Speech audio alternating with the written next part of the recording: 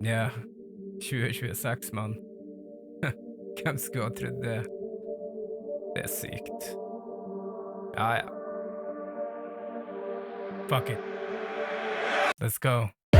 En trio av troll er ut av kontroll. Litt trist når jeg tenker meg om at millioner av unger ser opp til en gruppe som ikke nøler med å tråkke på folk.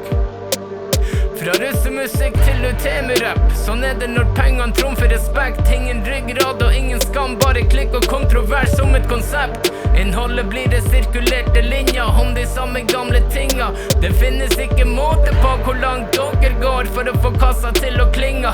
Blærum over hele linja, hverdag er en fridag. Slapp av boys, pappa bringer middag. Og det er en stor enigma at hundredetusenvis av folk er jo like retard, som viser støtte til artistene som skjuler seg bak rasisme. Det er jo fuckings trist, mann. Og nå er det ingen tvil, mann. Først trakasseres en som demonstrerer, så viser dere en film med samer som problemer. Spiller karakterer uten karakter, det holder ikke med suksess. Disse rike hvite guttene vil jo bare ha mer. Garantert, hodet lite balansert, tenker aldri avansert. Alt må forklares i parentes. Deres jævla dumme image er så fuckings arrangert. Det kan ikke bli noe skumlere enn tøffingene fra beste vestkant. Her rister i lestene, yeah. Fuck samer er beste reklamen.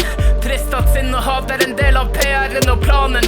Dere smiler når folk klager på saken, for da blir det kake som dere kan bake til enda et skriv til media mens teamet smiler og smaker. Et levende laken med hull over øya er det som representeres når dere åpner munnen og prater. Jeg har lagt opp kabalen, ingen hull i planen. De lever på skandale, eller jeg lever på talent. Jeg gjør dette bedre enn dere til sammen. Jeg hører at dere liker cola. Her er et par linjer, dere minner meg om gamle gubber som kommenterer kun for reaksjonene. Vi trenger Karpe tilbake, folk som faktisk skjønner verdien av metaforer. Yeah, jo da, dere har tall, jævla bra, hurra, alle mann, syng en sang. Tullingene i Dovre gubbens hall står for fall, la oss spille ball, lille lam. Image er kun interessant på Instagram, med gjerne døde fans som liker at det låter like dans. Jævla fitte faen, bare å finne fram til dere kan. Bare spy det ut som billig dram, eller et milligram av billig jall. Jeg lover at jeg tåler alt, har deltatt overalt, overlevd overfall. På tid å klappe dere som en gammeldags foresatt. At dere hater oss, tro hva det kommer av. Deres fedres fedre koloniserte mine. Vi tok litt tilbake, og nå er dere sinte.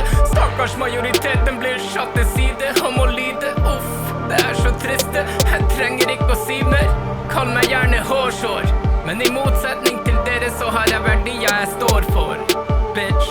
Yeah, yeah. Pero daja.